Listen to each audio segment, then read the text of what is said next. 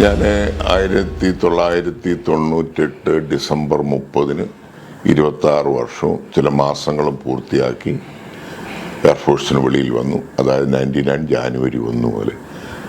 എന്നാൽ അപ്പോൾ എനിക്ക് 14 വർഷത്തെ സർവീസ് ബാക്കിയുണ്ട്. ചില പ്രത്യേക സാഹചര്യങ്ങളിലാണ് ഞാൻ പെട്ടെന്നുള്ള തീരുമാനമാണ് ഇനിയും ജോലി, അല്ലെങ്കിൽ കുറച്ചാളോടൊക്കെ ഇവിടെ നിൽക്കണമെന്നൊക്കെ ആഗ്രഹം ഉണ്ടായിരുന്നു, ഹോണറൊക്കെ മേടി. എന്നാൽ ചില കാരണങ്ങളാൽ ഞാൻ പെട്ടെന്ന് ഞാൻ സ്വയം പുറത്തു വന്ന് എന്തെങ്കിലും ബിസിനസ് ചെയ്യാൻ ഞാൻ ആഗ്രഹിച്ചു. പക്ഷേങ്കിൽ എൻ്റെ സ്നേഹിതന്മാർ പറഞ്ഞു, നിങ്ങൾ മിലിറ്ററിക്കാർ എയർഫോഴ്സുകാർ വന്ന് വ്യാപാരം ചെയ്ത് കഴിഞ്ഞാൽ ആൾക്കാർ പൈസ തട്ടിയെടുക്കത്തേ ഉള്ളൂ. അപ്പോൾ എനിക്കങ്ങനെ ഒരു നെഗറ്റീവ് തോട്ടൊന്നും എൻ്റെ മനസ്സിലില്ലായിരുന്നെങ്കിൽ തന്നെ ഏകദേശം ഒരു വർഷത്തോളം അങ്ങനെ ആൾക്കാരുടെ നിർബന്ധം കൊണ്ട് ഞാൻ ബിസിനസ്സിലേക്ക് ഇറങ്ങാതിരുന്നു. ഏത് ബിസിനസ് ചെയ്യുന്നതിനും എനിക്ക് നല്ല പോസിറ്റീവ് എനർജി ഉണ്ട്. അത് എനിക്കൊരിക്കലും അങ്ങനെ ബിസിനസ്സിൽ പരാജയം എൻ്റെ അപ്പനോട് കൂടി ഞാൻ നേരത്തെ പറഞ്ഞാൽ 10 വയസ്സായപ്പോൾ ചെയ്തുകൊണ്ട് ഹാവ് ഗ്രേറ്റ് കോൺഫിഡൻസ്. ഞാൻ എപ്പോഴും ഒപ്റ്റിമിസ്റ്റിക്കാണ്. അത് ശുഭാപ്തി വിശ്വാസക്കാരനാണ്. നല്ലത് ചെയ്താൽ നല്ലതേ വരുള്ളൂ എന്നുള്ള വല്ല ഉറച്ച വിശ്വാസം അന്നുമുണ്ട് ഇന്നുമുണ്ട്. അപ്പോൾ ചെയ്യുന്ന കാര്യങ്ങൾ കൃത്യമായി ചെയ്യണം. അങ്ങനെ ഒരു ഇന്ദിരാനഗറിലൊരു സ്ഥലത്തെ ജോലിക്ക് പോയി ഒരു 6-7 മാസം അവിടെ ചെയ്തു. അങ്ങനെ ആ കൂട്ടത്തിൽ ധാരാളം ആൾക്കാരുമായിട്ട് പരിചയപ്പെടാൻ പറ്റി. അങ്ങനെ പരിചയപ്പെട്ട കൂട്ടത്തിൽ കുറച്ച് ആളുകൾക്ക് ശേഷം ഞാൻ എൻ്റെ മറ്റ് 2 സ്നേഹിതന്മാരുമായിട്ട് പരിചയമായി. അങ്ങനെ ഈ കിച്ചൺ എക്യുപ്മെൻറ്റിലേക്ക് അല്ലെന്നുണ്ടെങ്കിൽ എനിക്ക് അതിനകത്ത് വലിയ പരിചയവും നൈപുണ്യമൊന്നും നേടിയുള്ള ആളാണ്. അങ്ങനെ ഈ ബിസിനസ്സിലേക്ക് വന്നു. 2 പേര് കൂടെ എൻ്റെ കൂടെ, ഒരാൾ ബിജു എന്ന് പറഞ്ഞ ഒരാൾ ബിനോയ്, അവർ 2 പേരും, ഞങ്ങൾ 3 പേരും കൂടെ. ഞാൻ അതിൻ്റെ മാനേജിങ് എൻ്റെ കയ്യിലായിരിക്കും, ഞാനായിരിക്കും പണം നിയന്ത്രിക്കും. കാരണം അവർ പണമൊന്നും ഇട്ടിട്ടില്ല. അവരുടേതായിട്ടുള്ള ടെക്നോളജി കുറച്ച് സാമ്പത്തികം മാത്രം ഒരാൾ തന്നു, ബാക്കിയൊന്നുമില്ല. ബാക്കി എൻ്റെ പൈസ എല്ലാം എൻ്റെ എയർഫോഴ്സിൽ നിന്ന് കിട്ടിയ പൈസകൾ മാത്രമേ ഞാൻ ഉപയോഗിച്ചുള്ളൂ. എയർഫോഴ്സിൽ നിന്ന് കിട്ടിയ പൈസ ഉപയോഗിച്ച് എൻ്റെ പ്രൊവിഡൻറ്റ് ഫണ്ട്, ലീവ് എൻകാഷ്മെൻറ്റ്, ഗ്രാറ്റുവിറ്റി അങ്ങനെ കിട്ടിയ വലിയ തുകയൊന്നുമില്ല. ഒന്നും ഇന്നത്തെ എൻ്റെ വീട്ടിൽ വലിയ തുകയൊന്നും കിട്ടിയില്ല.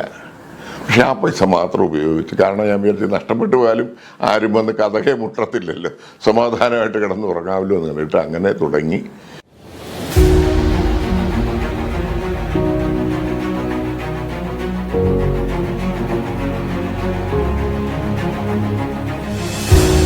അങ്ങനെ 99 അവസാനത്തോടു കൂടിയൊക്കെ ഒരു രൂപകൽപ്പന ചെയ്ത് ഒരു ചെറിയ ഷെഡ് എടുത്ത് ഞങ്ങൾ 3 പേരും കൂടെ, അവർ 2 പേരും പണിയും, ഞാൻ ഇങ്ങനെയൊക്കെ എയർഫോഴ്സിലും അവിടെ ഇവിടെയൊക്കെ നടന്ന് ചെറിയ ചെറിയ ഓർഡറുകൾ നേടി. അങ്ങനെ 3ആയി. വേറെ 1-2 സ്നേഹിതന്മാർ രാത്രിയിൽ അവർ പകൽ പണി ചെയ്ത് വെൽഡിങ്ങിന് വേണ്ടി വന്ന് ചെയ്ത് 3ആയി, 4ആയി, 5ആയി. അന്ന് 99 2000 എയർഫോഴ്സിലും ഇവിടുത്തെ പല യൂണിറ്റുകളിലും സപ്ലൈ ചെയ്യാൻ തുടങ്ങി. അപ്പോൾ അവിടെ നിന്നാണല്ലോ ഇറങ്ങി. അപ്പോൾ അവർ താല്പര്യം പ്രകടിപ്പിച്ചു. അന്ന് കൊടുത്ത സാധനങ്ങളൊക്കെ ഇപ്പോഴും അവിടെ ഉണ്ട്. 25 വർഷം കഴിഞ്ഞിട്ട് അവിടെ ഉണ്ട്. അവർ പറയും എല്ലാം പോയിട്ടുണ്ടെങ്കിലും കാർഗിലിലെ സാധനം ഇവിടെ ഉണ്ടെന്ന് പറയും. ഞാനും ഇടയ്ക്കിടയ്ക്ക് ഒന്ന് പോയി നോക്കാറുണ്ട്. അങ്ങനെ അത് സ്ഥാപനം അന്ന് എൻ്റെ ടേൺ ഓവർ 7 ലക്ഷം രൂപ 8 ലക്ഷം രൂപയേ ഉള്ളായിരുന്നു. പക്ഷെ അന്ന് അത് മതിയായിരുന്നു ജീവിക്കാൻ. അന്നത് മതിയായിരിക്കും. ഞങ്ങൾ 3 പേരുടെയും ശമ്പളം ചിലവും വാടക കൊടുക്കുകയും ഒക്കെ ചെയ്ത് മറ്റവർക്ക് നൈറ്റ് വരുന്നവർക്ക് അവർക്ക് ഇച്ചിരി പൈസ കൊടുക്കും. അങ്ങനെ ഓരോ ദിവസവും അത് വളർന്നുകൊണ്ടിരുന്നു. അങ്ങനെ നല്ല ഒരു തുടക്കം എനിക്ക് ലഭിച്ചു. ഞാൻ ഉണ്ടാക്കിയ സാധനങ്ങളൊക്കെ കാണിച്ചു കഴിഞ്ഞപ്പം എൻ്റെ ഒരു ദിവസം ഇനാഗ്രേഷന് വേണ്ടി ഒരു 10-200 പേരെ ഇവിടുത്തെ പ്രമുഖരായിട്ടുള്ള ഈ പീനിയയിലെ നല്ല പ്രമുഖരായിട്ടുള്ള ഏറ്റവും ആദ്യം ഇവിടെ വന്ന് അടിസ്ഥാനം ഇട്ട് വന്നവരെയൊക്കെ വിളിച്ചു. അവർക്കൊക്കെ വളരെ സന്തോഷം തോന്നി. അപ്പം ചിലർ തോന്നി ഇവിടെ ഞാൻ മേടിച്ച് വെച്ചിരിക്കുകയാണോ, എന്നാൽ ഞങ്ങൾ തന്നെ എൻ്റെ കമ്പനിയിൽ ഉണ്ടാക്കി അതിൻ്റെ ഫിനിഷിംഗ് ഒക്കെ കണ്ടു കഴിഞ്ഞപ്പോൾ ആൾക്കാർക്ക് വിശ്വസിക്കാൻ സാധിച്ചില്ല. അങ്ങനെ ആ കമ്പനി ഓരോ ദിവസവും വളർന്നുകൊണ്ടിരുന്നു. ഇന്ന് ഈ നിലയിലെത്തി. ഇന്നിപ്പോൾ നമ്മുടെ സ്വന്തം സ്ഥലം കാര്യങ്ങൾ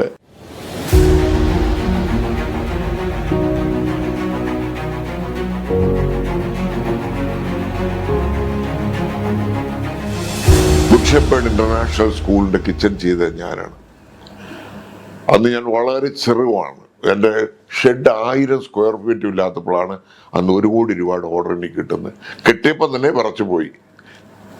ഞാൻ അവിടെ വിളിപ്പിച്ചു. ഗുഡ് ഷെപ്പേർഡിൽ ഡോക്ടർ തോമസ് സാർ മരിച്ചുപോയി. ഇപ്പം കഴിഞ്ഞ വർഷം അതിൻ്റെ പ്രിൻസിപ്പൽ. അദ്ദേഹം അവിടെ ഉണ്ടായിരുന്ന ആ ഒരു സ്ക്വാഡ് ലീഡർ സുഭാഷ് എന്നെ അറിയാമായിരുന്നു. അദ്ദേഹം എൻ്റെ കൂടെ ഉണ്ടായിരുന്നു. അവിടെ അഡ്മിനിസ്ട്രേറ്റീവ് ഓഫീസറായിട്ട് ചെന്നപ്പോൾ എന്നെ അറിയാവുന്നതുകൊണ്ട് എന്നെ വിളിപ്പിച്ചു. ഞാൻ ആ പ്രിൻസിപ്പളുമായിട്ട് സംസാരിച്ചു. അദ്ദേഹത്തിൻ്റെ ഭാര്യയുണ്ട്, ജോസ് പ്രകാശിൻ്റെ പെങ്ങളാണ് അദ്ദേഹത്തിൻ്റെ ഭാര്യ, സിനിമാ നടൻ. വലിയ പ്രൗഢഗംഭീരമായ 100 ഏക്കറിലുള്ള സ്കൂളാൽ വിദേശത്തു നിന്നുള്ള കുട്ടികളാണ് അവിടെ പഠിക്കുന്നത്. എല്ലാം അവിടെ തന്നെ. ഞാൻ എൻ്റെ കാര്യം പ്രസൻറ്റ് ചെയ്തു. ഞാൻ നമ്മുടെ കമ്പനിയെക്കുറിച്ചും ബ്രോഷറും ഒക്കെ കൊടുത്തു. ചെറിയ ബ്രോഷറാണ്. 4 രൂപയ്ക്കൊക്കെ ബ്ലാക്ക് ആൻഡ് വളരെ കളറിലാണ് ഞാൻ അടിച്ചിരിക്കുന്നത്. ഇതെല്ലാം മൾട്ടി കളറൊക്കെ ഉണ്ട്. ഞാൻ അദ്ദേഹത്തിനോട് വളരെ കോൺഫിഡൻ്റ് ആയിട്ട് സംസാരിച്ചു. എനിക്കും എന്നെ ഇഷ്ടപ്പെട്ടു. അദ്ദേഹം എന്നോട് ചോദിച്ചു, ആരെങ്കിലും ഡൽഹി ബാംഗ്ലൂരിൽ ആരെങ്കിലും പരിചയമുള്ളവരുണ്ട്? എങ്ങനെയോ എൻ്റെ മനസ്സിൽ ഞാൻ ആദ്യം ചെയ്ത ഇവിടെ എബോനി എന്ന് പറയുന്ന ഇവിടുത്തെ ബ്രിട്ടീഷ് രാജകുമാരൊക്കെ വന്നിട്ട് ഡൈൻ ചെയ്യുന്ന സ്ഥലമാണ്. എബോനിയുടെ കിച്ചൺ ഞാനാണ് ചെയ്തത്. അപ്പോൾ എന്നോട് ചോദിച്ചു, വർമ്മ സാറിനെ അറിയുമെന്ന് ചോദിച്ചു. ഞാൻ പറയും, വർമ്മ സാറിനെയും രാജേഷിനെയും അവരുടെ എല്ലാവരെയും ഞാൻ അറിയും, കൃഷ്ണയെ അറിയുമെന്ന് പറഞ്ഞു. Okay, just wait 5 minutes. അവിടുന്ന് ഞാൻ ഓഫീസിന് പുറത്തിറങ്ങി. അവരുടെ തന്നെ ഇവരുടെ ഏറ്റവും വലിയ അടുത്ത ആളായിരുന്നു അത്, ഈ പ്രിൻസിപ്പൽ തോമസ് സാറിൻ്റെ. അവരോട് സംസാരിച്ച് കഴിഞ്ഞ് 5 മിനിറ്റ് കഴിഞ്ഞ് എന്നെ തിരിച്ചു വിളിച്ചു. എന്നോട് പറഞ്ഞു, I don't find any reason to reject your quotation, you have been award. അന്ന് എൻ്റെ ഒരു ടേൺ ഓവർ എന്ന് പറയുന്നത് 6 ലക്ഷം 7 ലക്ഷം രൂപ. ഇത് 1 കോടി രൂപയുടെ ഓർഡർ ആദ്യത്തെ എനിക്ക് കിട്ടുന്നു. വലിയ 1000 പിള്ളേർക്കുള്ള റൗണ്ട് ഇതാണ്. അതൊരു പിക്ചറുണ്ട്, സിനിമ ഗോൾ എന്ന് പറഞ്ഞ്, അത് നോക്കിയാൽ കാണാം ആ കിച്ചൺ. അങ്ങനെ ആദ്യത്തെ വലിയ കിച്ചണാണ് ചെയ്യുന്നത്. ആ ഒരൊറ്റ റെക്കമെൻഡേഷൻ കാരണം ഞാൻ അവിടെ ചെയ്ത ആദ്യം അവർക്ക് കൊടുക്കുന്ന ടീ കോഫി മിഷൻ 11,500 രൂപയ്ക്കാണ് ഞാൻ അന്ന് അവർക്ക് അത് കൊടുത്തത്. അതിൻ്റെ ശേഷം ഇതുവരെയും അവരുടെ പല റെസ്റ്റോറൻറ്റുകൾ ബാംഗ്ലൂരിൽ, എബോനി, പിന്നെ 13 ഫ്ലോറ്, പിന്നെ മറ്റ് സോഫ്റ്റ്വെയർ കമ്പനികളുടെയൊക്കെ ഉണ്ടായിരുന്നു, ഗരുഡ മാളിലുണ്ടായിരുന്നു. അവിടെ എല്ലാം ചെയ്തിരിക്കുന്നത് ഞാനാണ്. ആദ്യം പക്ഷേ അവർ കൊടുത്ത 11,500 റുപ്പീസിൻ്റെ ഒരു ഓർഡർ. അതിന് ശേഷം അവരുടെ സകല പണികളും ചെയ്തിട്ടുള്ളത് ഞാനാണ്. അവരുടെ ഒരൊറ്റ വാക്കിൽ അത് കഴിഞ്ഞ് പിന്നെ അതൊരു വളർച്ചയായിരുന്നു. എപ്പോഴും ക്വാളിറ്റി മാത്രം മെയിൻറ്റെയിൻ ചെയ്തു പോയി. അതുകൊണ്ട് എനിക്ക് യാതൊരു തകരാറുമില്ല. ദൈവം ഇന്ന് ഇത്രമാത്രം വളരുവാൻ സഹായിച്ചു. ഞാൻ വളർന്നതോടുകൂടി ഇവിടെ ജോലി ചെയ്ത് ഇതിൽ നിന്നും പല കമ്പനികൾ പുറപ്പെട്ടിട്ടുണ്ട്. എൻ്റെ പാർട്ട്ണർമാരും 2 പേരും ഇന്ന് മനോഹരമായിട്ട് ഞങ്ങളുടെ സ്നേഹത്തിന് എൻ്റെ ബിജോയ് അർച്ചന കിച്ചൺ എക്യുപ്മെൻ്റ് നടത്തുന്നു, ബിജു ഗൾഫ് കിച്ചൺ എക്യുപ്മെൻ്റ് നടത്തുന്നു. അവരെല്ലാം ഒന്നുയർത്ത് ഞങ്ങളെന്നും ആഴ്ചയിൽ ഒരിക്കലെങ്കിലും അന്യോന്യം സ്നേഹബന്ധം പുതുക്കും. അവരിന്നും എന്നെ സാറായിട്ട് തന്നെ വെച്ചുകൊണ്ടിരിക്കുന്നു. ഞങ്ങൾ 3 വീണ്ടും പിരിഞ്ഞ് ഇന്ന് എല്ലാവരും നല്ല നിലയിൽ കഴിയുന്നു. അതുപോലെ തന്നെ ഇവിടെ ജോലി ചെയ്ത അനേകം കൊണ്ട് കിച്ചൺ എക്യുപ്മെൻ്റ് ഉണ്ട്, കൺസൾട്ടൻ്റ് ഉണ്ട്, എല്ലാവരെയും ട്രെയിൻ ചെയ്ത് വിട്ടു. അങ്ങനെ ജീവിതത്തിൽ ഞാൻ ആരെയും ബുദ്ധിമുട്ടിച്ചിട്ടില്ല. എന്നെ കണ്ടിട്ട് ആരും മുഖം മറച്ചു പോയിട്ടുമില്ല. അല്ലാണ്ട് അവൻ വരുന്നു പാര വരുന്നെന്ന് പറഞ്ഞ് ആരും അങ്ങോട്ട് ഇങ്ങോട്ട് ആര് വന്നാലും നമ്മളെ കാണാനായിട്ട് ആകാംക്ഷയോടുകൂടി കാത്തിരിക്കുക. ആ സാറിനെ കണ്ടല്ലോ എന്നുള്ളൊരു സന്തോഷം, ആ ഒരു പ്രതീതി ജനിപ്പിക്കും.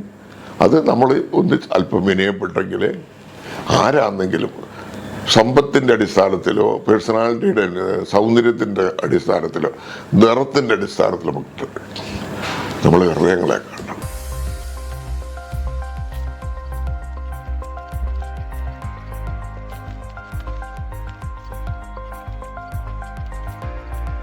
He's a very caring type of person. I have to say that. He even mentions his company not as Cargill Equipments. He always mentions Cargill family.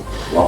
And he calls his employees not by the name but or a group or anything like that. He always mentions Cargill soldiers. And we are all there and committed and eager to achieve the goals what we have set for.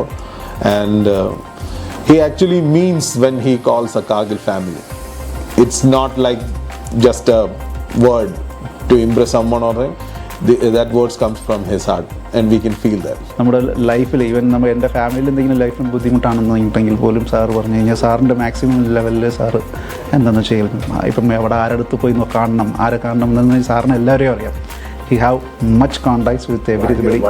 Yes, വൈഡായിട്ടുള്ള contacts. Sir അതിനുള്ള രീതിയിലുള്ള ഹെൽപ്പൊക്കെ തരും. We are saying that Kargil family, yes, it's our Kargil family always. He treats every employees as a family members, so that is the best thing from him.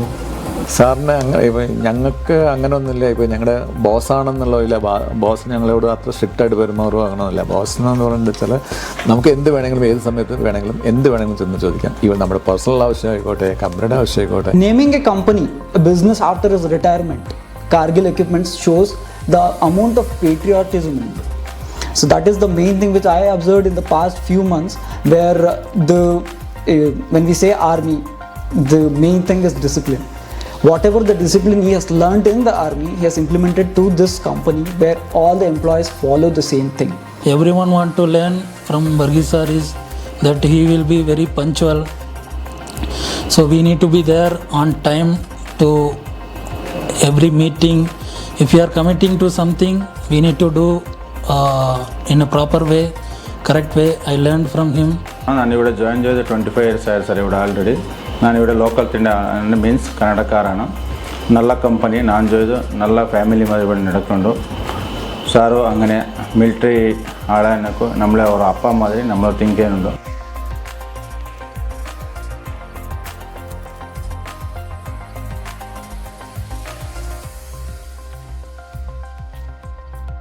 Established in 1999 and registered under the small-scale industry category, Cargill Equipments has rapidly earned a reputation for excellence in the manufacturing of premium stainless steel kitchen equipment. Within a short period, the company has emerged as a market leader in the commercial kitchen equipment industry. Cargill Equipments has built its success on a foundation of trust and confidence from a loyal client base. Known for the reliability of its products, the company is supported by a team of professionally qualified and well-trained personnel. As one of the leading manufacturers in this space, Cargill Equipments is widely recognized for its commitment to quality, as well as for its expertise in cutting-edge design, installation, and maintenance services. Customer satisfaction lies at the core of the company's mission. Cargill Equipments offers end-to-end solutions, including planning, custom designing, manufacturing, installation, commissioning, and post-sales support, all delivered with a focus on precision and service excellence. To date, the company has successfully delivered more than 500,000 units to a distinguished list of clients that includes Fortune 500 companies, top global brands, leading hotels, and major hospitals. Cargill Equipments has also cultivated strong and lasting partnerships with prominent architects, consultants, and project managers. Relationships rooted in consistent performance, mutual respect, and trust.